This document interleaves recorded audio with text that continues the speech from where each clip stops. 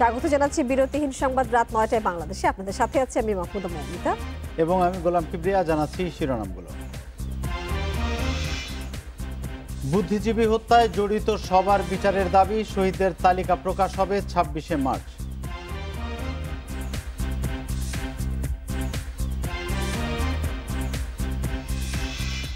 জাতির পিতা এবং মুক্তিযুদ্ধের ছবির সত্য ব্যক্তি বা প্রতিষ্ঠানের নয়, রাষ্ট্রই মালিক, হাইকোর্টের রায়।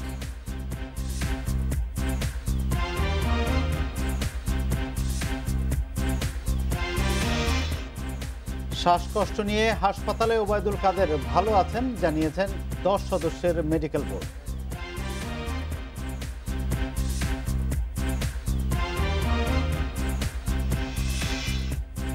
বগুড়ায় প্লাস্টিক কারখানায় আগুনে ৫ জনের মৃত্যু, অগ্নি নির্বাপন ব্যবস্থায় দুর্বলতা পেয়েছে ফায়ার সার্ভিস।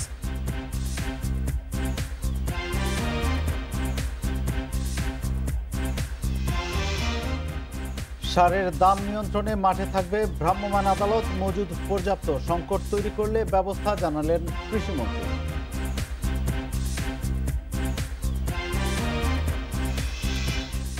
শিরোনামগুলো শুনছিলেন, এবার পুরো খবর। শহীদ বুদ্ধিজীবী দিবসে জাতির শ্রেষ্ঠ সন্তানদের প্রতি শ্রদ্ধা জানিয়েছেন রাষ্ট্রপতি মোহাম্মদ আব্দুল হামিদ এবং প্রধানমন্ত্রী শেখ হাসিনা। সকাল ৭টায় মিরপুর বুদ্ধিজীবী স্মৃতিসৌধে তাদের পক্ষ থেকে পুষ্পস্তবক অর্পণ করেন সামরিক সচিবরা। এরপর স্পিকারের পক্ষে শ্রদ্ধা জানানো হয়। সকাল ৮টায় শ্রদ্ধা জানান আওয়ামী লীগ ও সহযোগী সংগঠনের নেতারা। ৯:৩০টার দিকে শ্রদ্ধা জানান বিএনপির নেতাকর্মীরা। পরে শ্রদ্ধা জানাতে বুদ্ধিজীবী স্মৃতিসৌধে যান নানা শ্রেণী পেশার হাজারো মানুষ। শ্রদ্ধা জানান বিভিন্ন রাজনৈতিক, সামাজিক ও সাংস্কৃতিক সংগঠনের নেতাকর্মীরা। এ সময় বুদ্ধিজীবী হত্যাকাণ্ডের নেপথ্যের কুশীলবদের খুঁজে বের করার তাগিদ দেন তারা।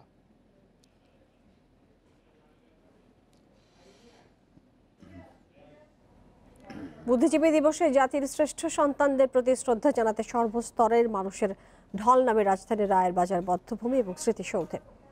বুদ্ধিজীবী হত্যাকাণ্ডে জড়িত পাকিস্তান বাহিনীর যে দোসররা বিদেশে পলাতক আছেন তাদের দ্রুত ফিরিয়ে এনে বিচারের দাবি ছিল সবার কণ্ঠে। শহীদ বুদ্ধিজীবীদের প্রতি শ্রদ্ধা জানাতে ভোর থেকে রায়ের বাজারে ভিড় জমায় বিভিন্ন শ্রেণী পেশার মানুষ। সকাল ৭:৩০টায় বধ্যভূমি উন্মুক্ত করে দেয়া হয় সবার জন্য। ফুলের তোড়া দিয়ে শহীদের স্মৃতির প্রতি শ্রদ্ধা জানিয়েছেন বিভিন্ন সামাজিক ও রাজনৈতিক সংগঠনের নেতাকর্মীরা।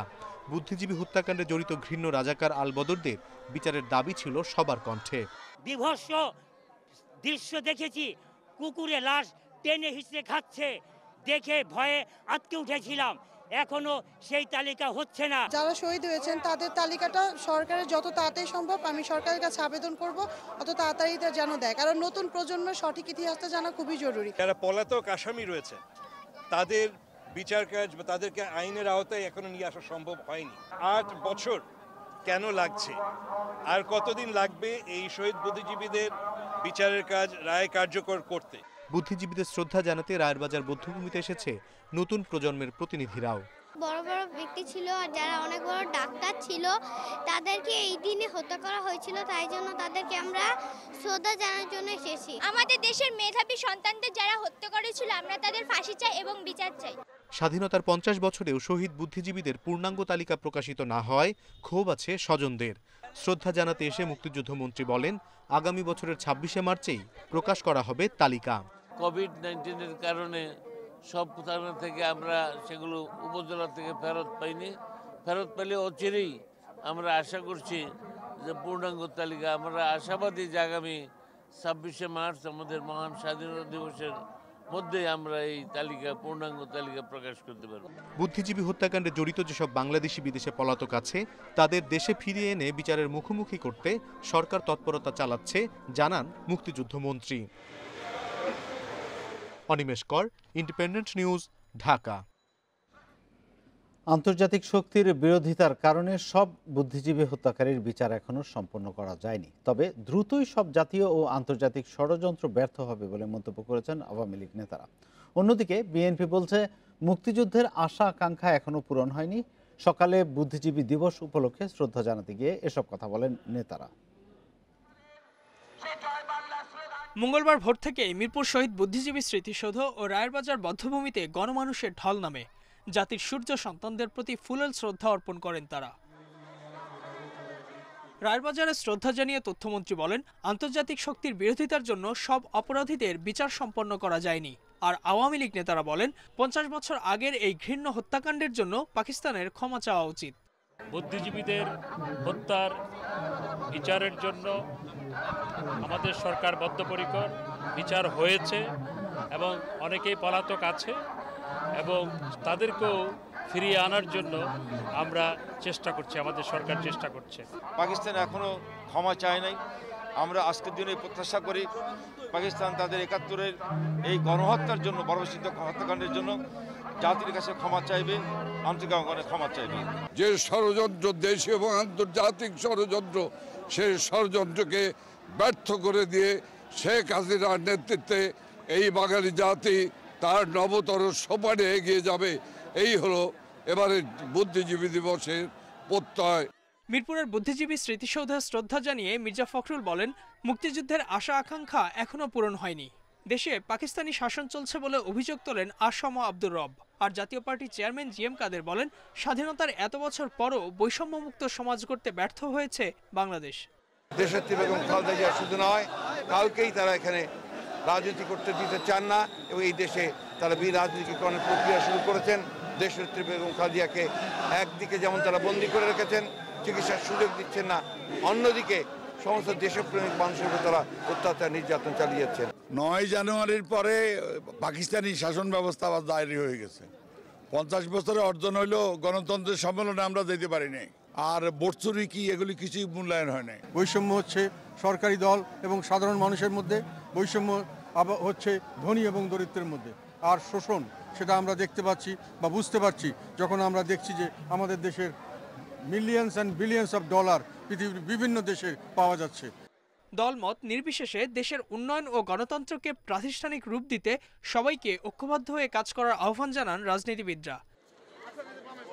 Ijazur Rahman, Independent News, Dhaka.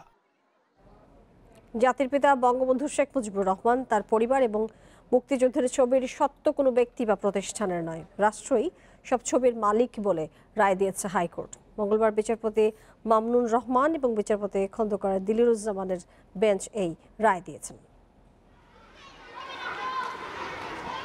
সরকারি প্রাথমিক বিদ্যালয়ে বঙ্গবন্ধু কর্নারে মুক্তিযুদ্ধ, বঙ্গবন্ধু ও তার পরিবার নিয়ে 39টি বই কেনার অনুমতি দেওয়া হয় 2019 সালে। জার্নি মাল্টিমিডিয়া থেকে প্রকাশিত বঙ্গবন্ধু মানেই স্বাধীনতা ও বঙ্গবন্ধুর কারাজীবন নিয়ে 3053 দিন নামে 2টি বই কেনা হয়। 2টি বইয়ে সত্য ব্যবহারে যথাযথ প্রক্রিয়া অনুসরণ করা হয়নি। এ নিয়ে গত বছর বিচারিক অনুসন্ধানের নির্দেশনা চেয়ে রিট করেন সুপ্রিম কোর্টের আইনজীবী সৈয়দ সায়েদুল হক সুমন। সে রিটে রুলও দেয় হাইকোর্ট। দুপুরে দেয়া হয় রায়। রায়ে বলা হয়, বঙ্গবন্ধুর ছবির সত্য কোনো ব্যক্তি বা প্রতিষ্ঠান দাবি করতে পারবে না। বঙ্গবন্ধুর ছবির সত্য থাকবে জনগণের ও রাষ্ট্রের। ইন্ডিভিজুয়াল কোম্পানি বা কোনো অর্গানাইজেশন কোনো সত্য বা কপিরাইট করতে পারবে না। বঙ্গবন্ধুর ছবির সকল সত্য থাকবে হচ্ছে জনগণের কাছে, রাষ্ট্রের কাছে, এবং এখানে কেউ সেটাকে ব্যবহার করে নিজের কপিরাইট বলে দাবি করতে পারবে না। বই দুইটিতে ব্যবহৃত ছবিতে কৃতজ্ঞতা উল্লেখ করতেও বলা হয়েছে। বইয়ের যে কপিরাইট, বইগুলি এডিটেড হয়েছে, বইয়ের কপিরাইটটা আমাদের থাকবে, এটাই হলো আদালতের অবজারভেশন। ডেফিনেটলি এই ছবিগুলি দিয়ে যখন বই এডিটেড হবে, বইয়ের কপিরাইট ওই ব্যক্তির থাকবে। আগামী 31 ডিসেম্বরের মধ্যে বই দুটি সরকারি প্রাথমিক বিদ্যালয়ে পাঠানোর নির্দেশ দিয়েছে হাইকোর্ট। জান্নাতুল ফেরদাউস তানভি, ইন্ডিপেন্ডেন্ট নিউজ, ঢাকা। স্বাধীনতার 50 বছরের অর্জনের প্রতিচ্ছবি ফুটে উঠবে এবার বিজয় দিবসের প্যারেডে। জাতীয় প্যারেড গ্রাউন্ডের প্রস্তুতি দেখতে গিয়ে একথা জানিয়েছেন মুক্তিযুদ্ধ বিষয়ক মন্ত্রী আকম মোজাম্মেল হক। সেনাপ্রধান এস.এম. শফিউদ্দিন আহমেদ জানিয়েছেন, দৃষ্টিনন্দন কুচকাওয়াজের সব প্রস্তুতি সম্পন্ন হয়েছে। আকাশ থেকে নেমে আসছে প্যারাট্রুপারের দল। অত্যাধুনিক সামরিক বিমান মিলিয়ে যাচ্ছে আকাশের এক প্রান্ত থেকে অন্য প্রান্তে। আর বিশাল মাঠে সামরিক বাহিনীর সদস্যদের দীপ্ত পদক্ষেপে মুখরিত হচ্ছে চারদিক। এর মধ্য দিয়ে যেন সামরিক সক্ষমতার জানান দিচ্ছে বাংলাদেশ। বিজয় দিবস প্যারেডের মহড়ায় এমন প্রস্তুতি দেখা গেল জাতীয় প্যারেড গ্রাউন্ডে। একই সঙ্গে প্রদর্শিত হলো সরকারের বিভিন্ন মন্ত্রণালয় ও অধিদপ্তরের অর্জনগুলো। শেষ মুহূর্তের প্রস্তুতিতে দেখা মিলল দৃষ্টিনন্দন নানা উপস্থাপনা।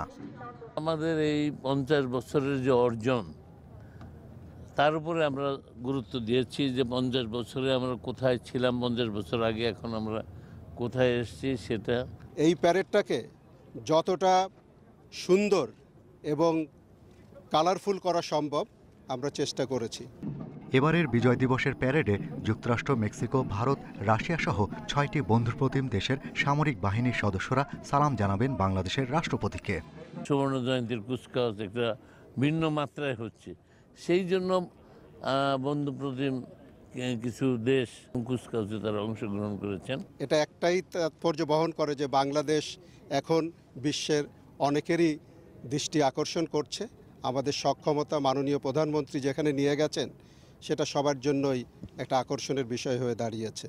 বাংলাদেশের প্যারেডে অংশ নিতে পেরে উচ্ছ্বসিত বিদেশি অতিথিরাও। It is great for all of us to be part of this function. 16 December উপস্থিত থেকে প্যারেড উপভোগ করবেন রাষ্ট্রপতি মোহাম্মদ আব্দুল হামিদ ও প্রধানমন্ত্রী শেখ হাসিনা এবং ভারতের রাষ্ট্রপতি রামনাথ কোবিন্দ। Shahriar Anirban, Independent News, Dhaka. কাল সকালে 3 দিনের রাষ্ট্রীয় সফরে ঢাকায় আসছেন ভারতের রাষ্ট্রপতি রামনাথ কোবিন্দ। পররাষ্ট্রমন্ত্রী একে আব্দুল মোমেন জানিয়েছেন, ভারতের রাষ্ট্রপতির এই সফরে দুদেশের স্বার্থ সংশ্লিষ্ট এবং অমীমাংসিত নানা দিক নিয়ে আলোচনা হবে। ভারতের রাষ্ট্রপতির সফর সামনে রেখে ভার্চুয়াল প্ল্যাটফর্মে আয়োজিত ব্রিফিংয়ে এসব কথা জানিয়েছেন পররাষ্ট্রমন্ত্রী।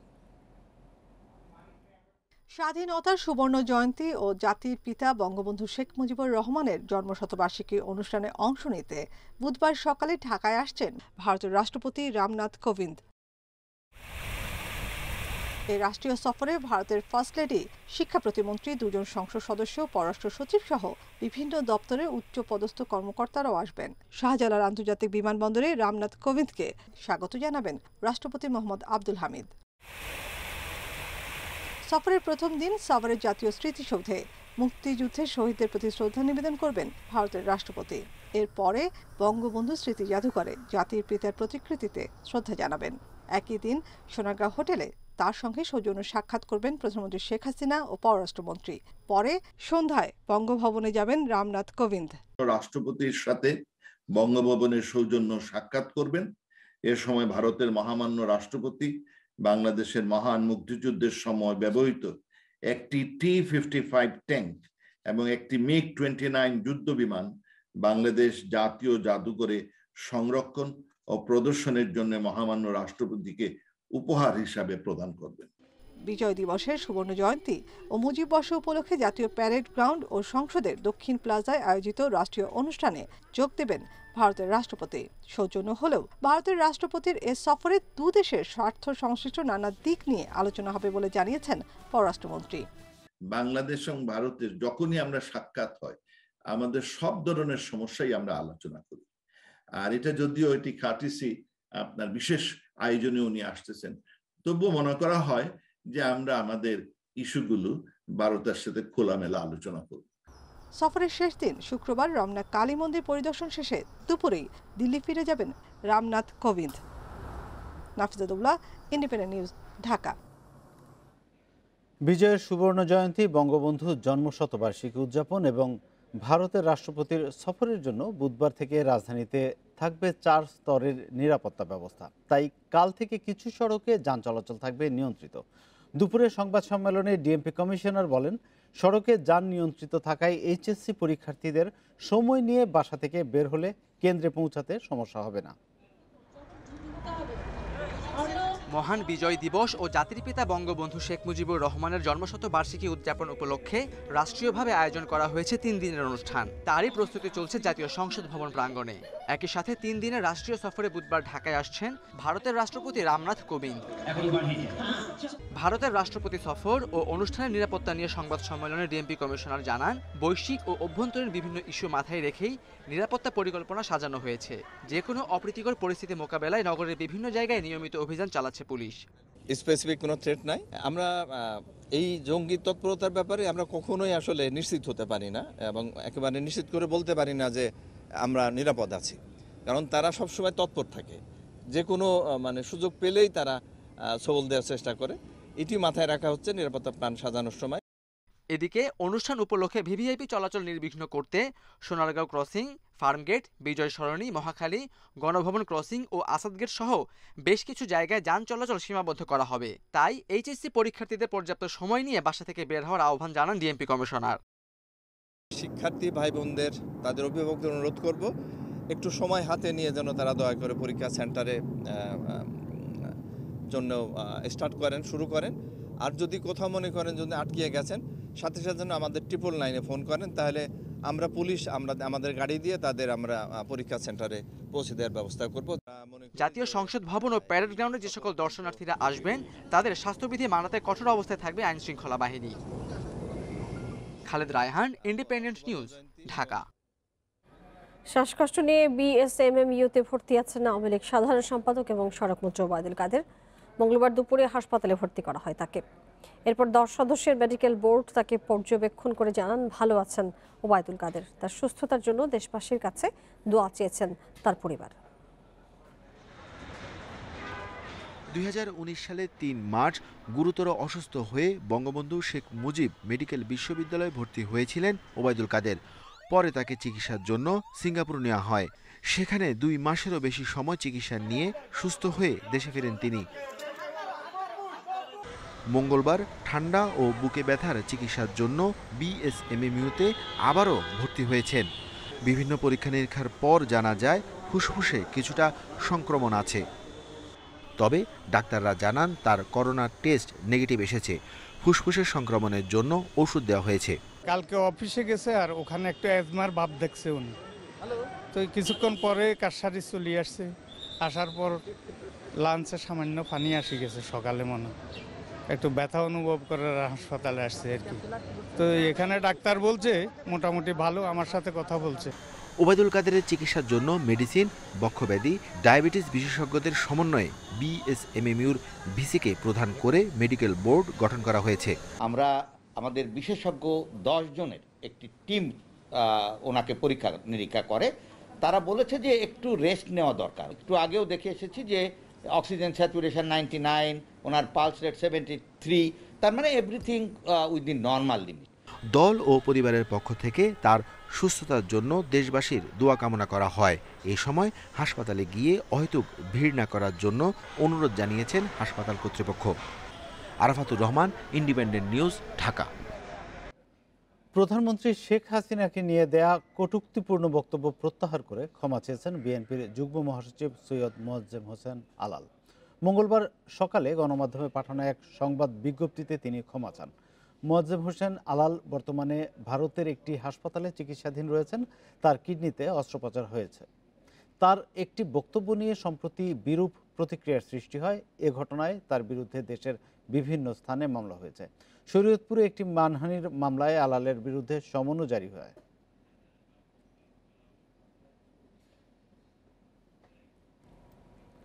র্যাব কর্মকর্তাদের উপর মার্কিন নিষেধাজ্ঞার বিষয়ে প্রধানমন্ত্রী শেখ হাসিনার সঙ্গে আলোচনা করে ওয়াশিংটনকে পাল্টা জবাব পাঠাবে ঢাকা, জানিয়েছেন পররাষ্ট্রমন্ত্রী একে আব্দুল মোমেন। তিনি বলেছেন, নিষেধাজ্ঞা তুলে নেওয়ার বিষয়ে দুদেশের মধ্যে আলোচনা অব্যাহত রয়েছে।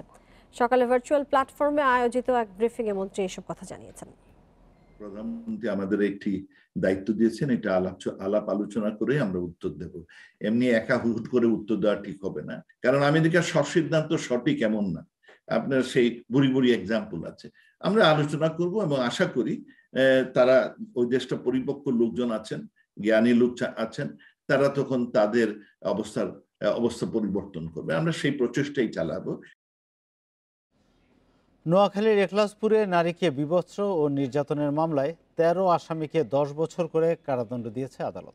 দুপুরে জেলা নারী ও শিশু নির্যাতন দমন ট্রাইব্যুনাল 1-এর বিচারক জয়নাল আবেদিনের এ রায় ঘোষণা করেন। রায় পর্যবেক্ষণে আদালত জানায়, আইন অনুযায়ী সর্বোচ্চ সাজা হলেও ঘটনার বিভৎসতায় আরও কঠিন সাজার প্রয়োজন ছিল। চাঞ্চল্যকর এ মামলার রায় শুনতে আদালতে হাজির হন মামলার বাদী, নারী অধিকার কর্মী এবং উৎসুক জনতা।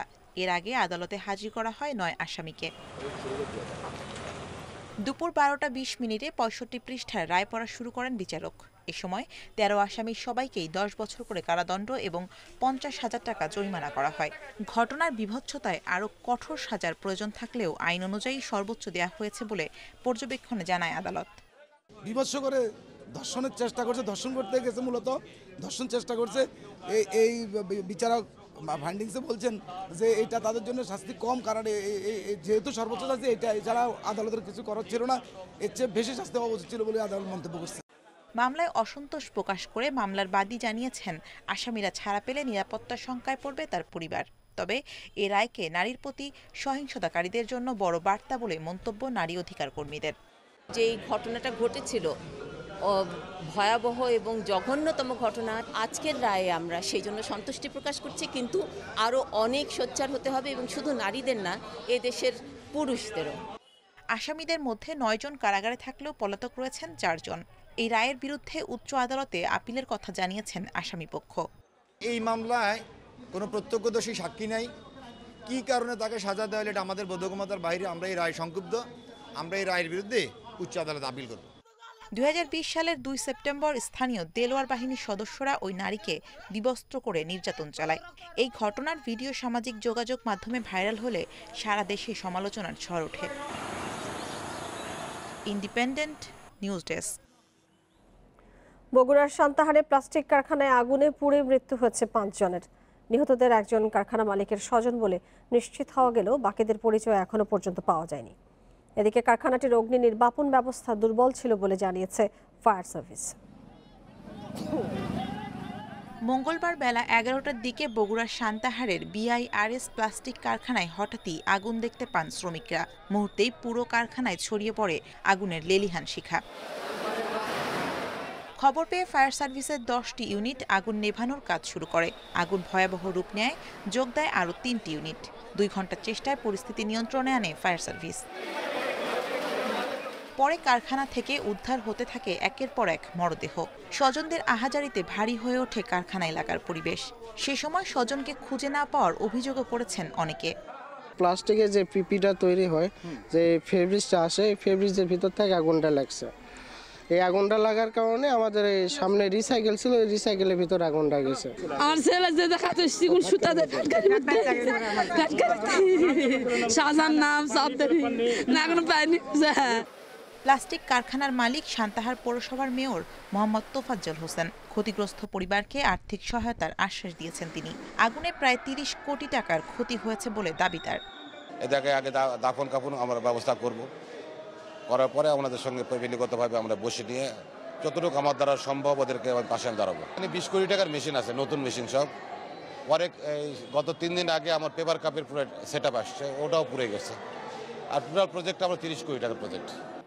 কারখানাটিতে অগ্নি নির্বাপক ব্যবস্থা দুর্বল ছিল বলে জানিয়েছে ফায়ার সার্ভিস। কারণটা বোঝা যাচ্ছে না, কারণ আপনারাও দেখতে পাচ্ছেন কি পরিস্থিতি। তদন্ত সাপেক্ষে বলা যাবে যে কি কারণে আগুনটা লাগতে পারে।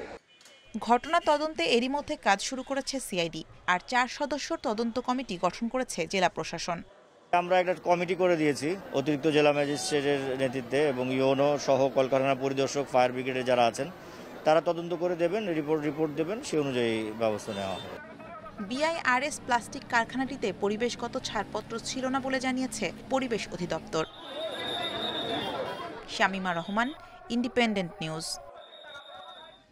সারের দাম নিয়ন্ত্রণে রাখতে আগামী ১৫ দিন উপজেলা পর্যায়ে মোবাইল কোর্ট পরিচালনা করা হবে বলে জানিয়েছেন কৃষিমন্ত্রী ডক্টর মোহাম্মদ আব্দুর রাজ্জাক।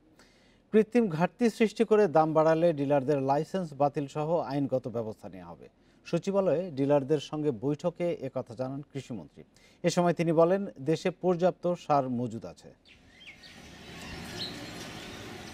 সংকট দেখিয়ে বেশ কিছুদিন ধরেই সরকার নির্ধারিত দামের চেয়ে অনেক বেশি দামে বিক্রি হচ্ছিল সার, যার ফলে ক্ষতিগ্রস্ত হচ্ছিলেন চাষিরা। এই পরিস্থিতি উত্তরণে ব্যবস্থা নিচ্ছে সরকার। মঙ্গলবার সচিবালয়ে সার ডিলারদের সঙ্গে বৈঠকে বসে কৃষি ও শিল্প মন্ত্রণালয়। কৃষিমন্ত্রী জানান, কৃত্রিম ঘাটতি সৃষ্টি করে সারের দাম বাড়ালে ডিলারদের লাইসেন্স বাতিল সহ আইনগত ব্যবস্থা নেওয়া হবে। এজন্য আগামী ১৫ দিন মোবাইল কোর্ট পরিচালনা করা হবে। সারের মজুদের কোনো সমস্যা নাই, পরিবহনে কিছু সমস্যা ছিল, সেই সমস্যার সমাধানের জন্য আমরা ২ মন্ত্রণালয়ে মিলেই আমরা চেষ্টা করছি। যে সকল ডিলার এবং যে সকল বিক্রেতা, দোকানদার বেশি দামে বিক্রি করবে তাদেরকে তাৎক্ষণিকভাবে ধরে চিহ্নিত করে তাদের বিরুদ্ধে শাস্তিমূলক ব্যবস্থা নিতে হবে। বৈঠকে শিল্পমন্ত্রী নুরুল মজিদ হুমায়ুন মাহমুদ বলেন, কৃষকদের আতঙ্কিত হওয়ার কিছু নেই, পর্যাপ্ত সার মজুদ আছে। খবর পাচ্ছি তাৎক্ষণিকভাবে সেই জায়গাগুলিকে আমরা অ্যাড্রেস করার জন্য চেষ্টা করছি এবং সেখানে গিয়েছি। মূলত এগুলি ফাইন্ড আউট করেই আমরা আজকে বসেছি তাৎক্ষণিকভাবে, যাতে আমাদের এখানে কোনো প্রকার সার নিয়ে বিগত দিনের মতো কোনো রকম কথা না হয়। সারের দামে কারসাজিতে জড়িত অসাধু ডিলারদের সদস্যপদ বাতিলের হুঁশিয়ারি দেয় Bangladesh fertiliser association. ইফাতারা, independent news. সংবাদের এই পর্যায়ে থাকছে খেলার খবর। জানাচ্ছি শিরোনামগুলো। নিউজিল্যান্ডে কোয়ারেন্টিনে থেকে টাইগারদের প্রথম জিম সেশন। ফেব্রুয়ারিতে বাংলাদেশ সফরে আসবে আফগানিস্তান।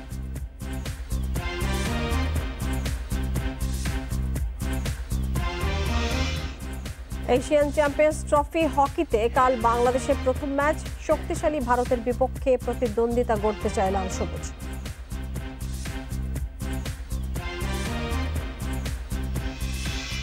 নিউজিল্যান্ড সফরে 7 দিনের কোয়ারেন্টিনে আছে বাংলাদেশ দল।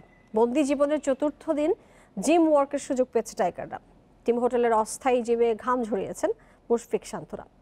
অস্বস্তির খবর, কোয়ারেন্টিনের সময় বেড়েছে মমিনুল সহ 4 ক্রিকেটারের।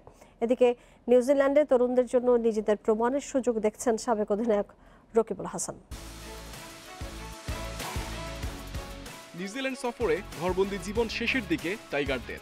টিম হোটেলে কোয়ারেন্টিনের মাঝেই জিম করার সুযোগ মিলেছে।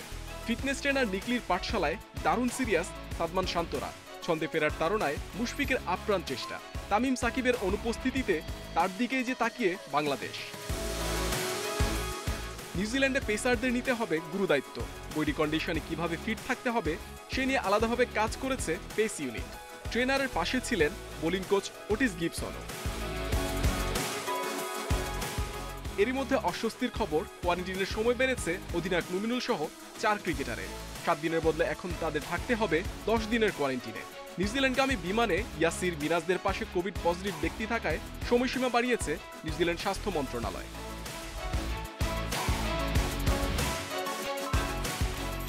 নিউজিল্যান্ডে এখন পর্যন্ত কোনো ফরম্যাটে জয় পায়নি টাইগাররা।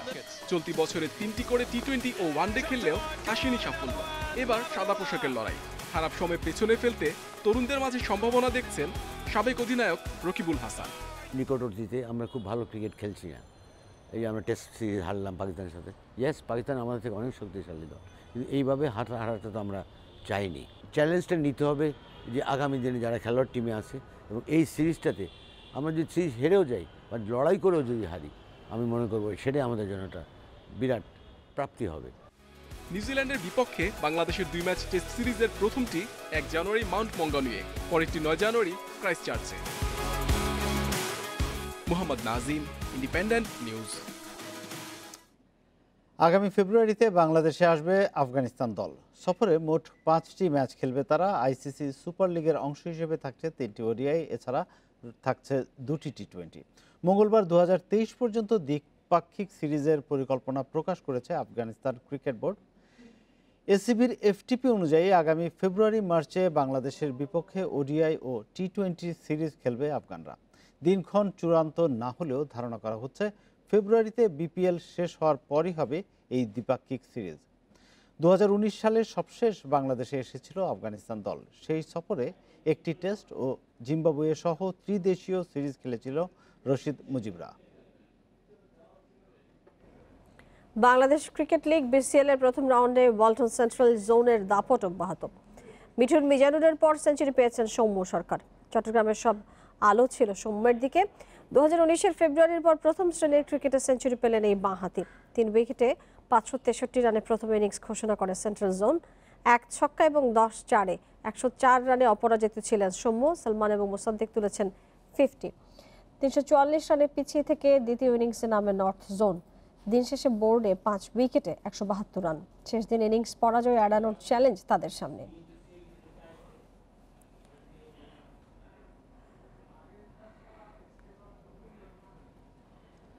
আগামী 3-4 দিনের মধ্যে বাড়ি ফিরতে পারবেন নারী ক্রিকেটাররা।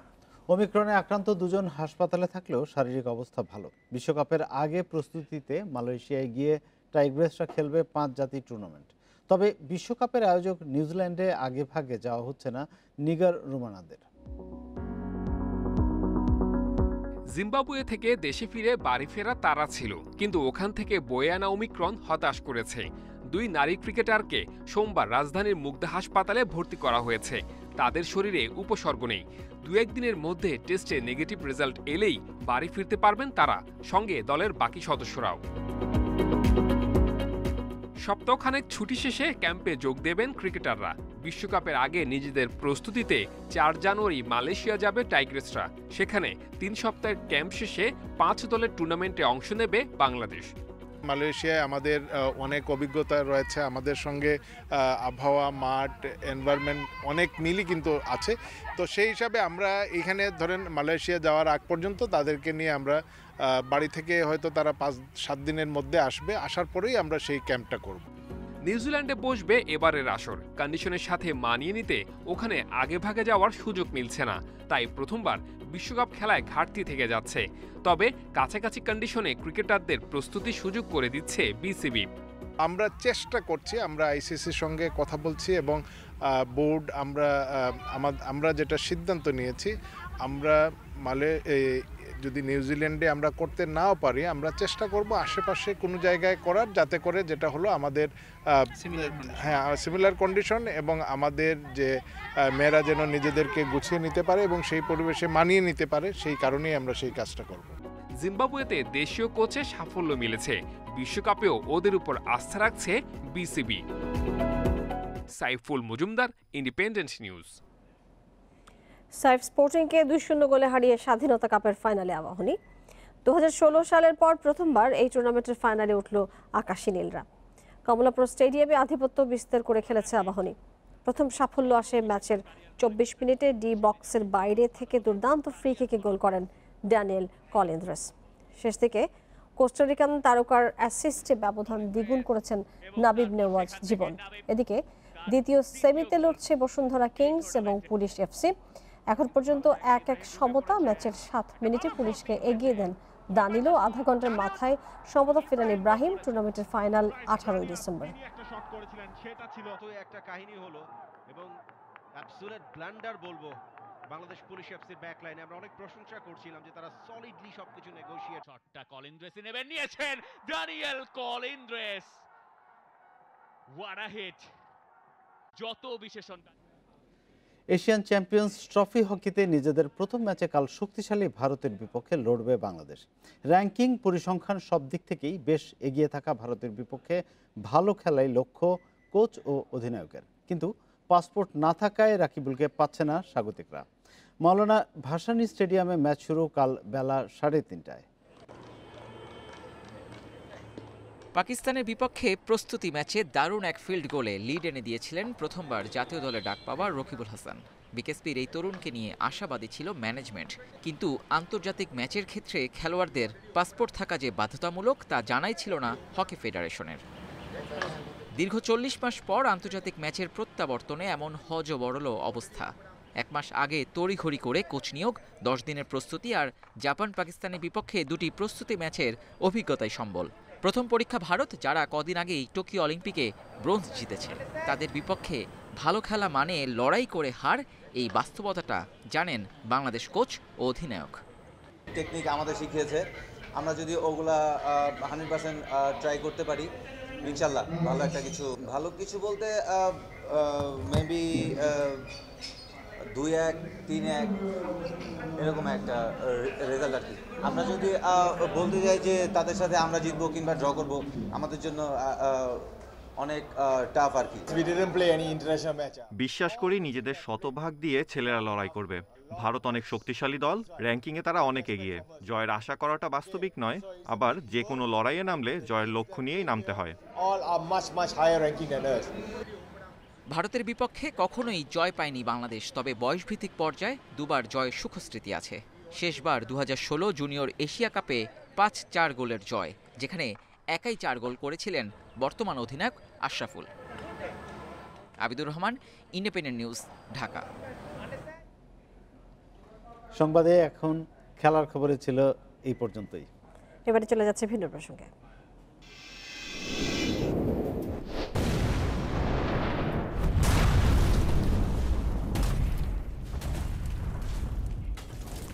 কোনো চুক্তি নয়, যুদ্ধ বিরতির মাধ্যমে সংঘাতের ইতি টেনেছিল দুই কোরিয়া। আনুষ্ঠানিকভাবে যুদ্ধের সমাপ্তি ঘোষণা না করায় এখনো কাগজে কলমে যুদ্ধে লিপ্ত রয়েছে দেশ দুটি।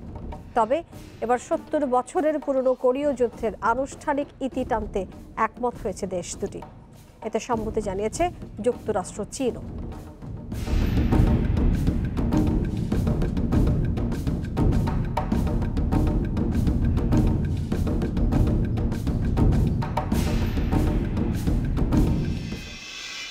আর এ নিয়ে প্রতিবেদন থাকছে সংবাদের শেষ অংশে। চলে যাচ্ছে পরের খবরে। দেশে করোনায় আরও 3 জনের মৃত্যু হয়েছে, এর মধ্যে পুরুষ 2 এবং নারী 1 জন। এ নিয়ে মোট প্রাণহানি হলো 28,034 জনের। 848টি ল্যাবে 24 ঘন্টায় 22,870 নমুনা পরীক্ষায় করোনা শনাক্ত হয়েছে।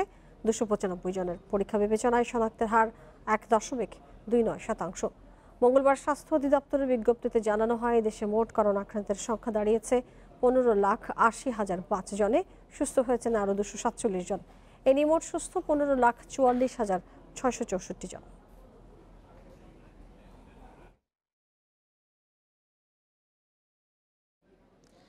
ডিপোতে নেওয়া হয়েছে মেট্রো রেলের 8ম সেট ট্রেন। সকালে তুরাগের অস্থায়ী জেটি থেকে ট্রেনের বগিগুলো স্থানান্তরের কাজ শুরু হয়। ট্রেলারে করে সেগুলো দিয়াবাড়িতে ডিপোতে নেওয়া এবং ট্রেলার থেকে ডিপোতে আনলোড করা হয়।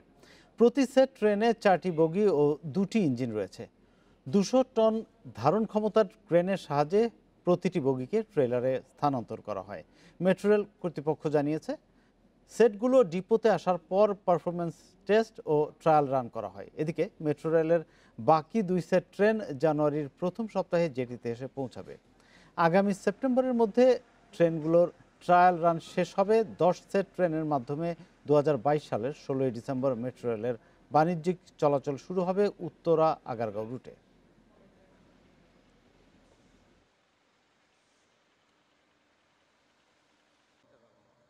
13 তারিখে আসছে, আমরা আজকে আনলোড করতেছি। আজকের দিনের মধ্যে 6টা বগি আমরা নিয়ে যাব। একটা অলরেডি সকালে ডিপোতে চলে গেছে, আর বাকি 5টা চলে যাবে। মোট দেশজ উৎপাদন জিডিপির 36% আয়করের আওতামুক্ত। এতে বছরের রাজস্ব আদায় কম হচ্ছে জিডিপির 2.28%। জাতীয় রাজস্ব বোর্ড এনবিআর এর এক প্রতিবেদনে এসব তথ্য উঠে এসেছে। 14টি খাত বিশ্লেষণ করে এনবিআর বলছে, কর ছাড়ের অপব্যবহারের কারণে শিক্ষা এবং কৃষি ছাড়া অন্য খাতে তেমন সুফল মিলছে না। রপ্তানি, বিনিয়োগ ও কর্মসংস্থান বাড়াতে এবং আমদানি নির্ভরতা কমিয়ে আনতে বিভিন্ন খাতে আয়করে ছাড় দিচ্ছে সরকার, যার বড় প্রভাব পড়ছে রাজস্ব আদায়ে। জিডিপিতে সবচেয়ে বেশি অবদান উৎপাদনমুখী শিল্পের, যা প্রায় 24%। এনবিআর এর হিসাবে উৎপাদনমুখী শিল্পের ক্ষুদ্র উদ্যোগগুলোর 90% আয়ই করের আওতামুক্ত, আর বড় ও মাঝারি উদ্যোগগুলোর আয়ের 44% কর ছাড় দেয়া হচ্ছে। এনবিআর এর হিসেবে সবচেয়ে বেশি ছাড় পাচ্ছে মৎস্য, শিক্ষা, গ্যাস বিদ্যুৎ, পরিবহন ও কৃষিখাত। সব মিলিয়ে জিডিপির 36% আয়কর মুক্ত। ফলে গত 5 বছরে গড়ে কর আদায় কম হয়েছে 57,000 কোটি টাকা করে। ব্যবসায়ী নেতারা বলছেন, উন্নত দেশের লক্ষ্য পূরণে বেসরকারি বিনিয়োগ ও রপ্তানি আরো বাড়াতে হবে। এজন্য নতুন নতুন খাতকে নীতি সুবিধা দেয়া দরকার। চ্যালেঞ্জ যে আমাদের সামনে আছে, চ্যালেঞ্জের জন্য তো আপনি কিছু কিছু সেক্টরকে আগায় নিয়ে আসতে হবে। আপনি একটা বেনিফিট দিচ্ছেন, একটা অবস্থানের কারণে আজকে ইকোনমির আমাদের এক্সপোর্টের 86% আমরা গার্মেন্টস থেকে পাচ্ছি।